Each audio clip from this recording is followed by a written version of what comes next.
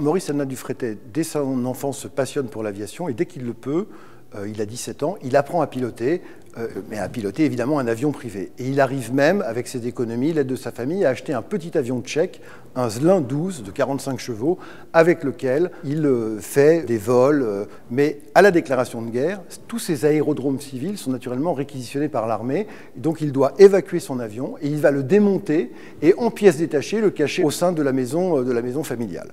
Maurice Anna Dufrètet cherche des moyens de rejoindre la France libre et finalement, il a une idée.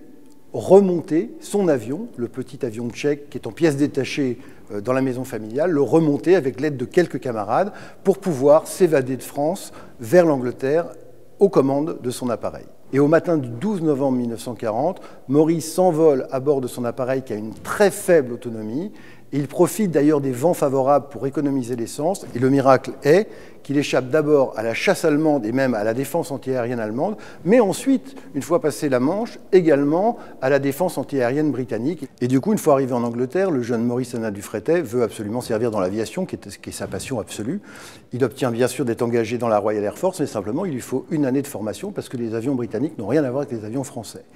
Et il fait sa première mission de guerre en novembre 1941 en étant affecté à un squadron britannique. Donc il combat avec les Britanniques et il va faire des missions d'attaque de convois, d'attaque de bateaux, le tout jusqu'à l'été 1942.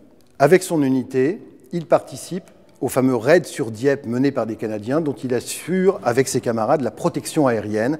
Et c'est à l'occasion de ce raid sur Dieppe, le 19 août 1942, que ses camarades voient disparaître son avion au moment où il attaquait une batterie de défense antiaérienne allemande et son corps ne sera jamais retrouvé.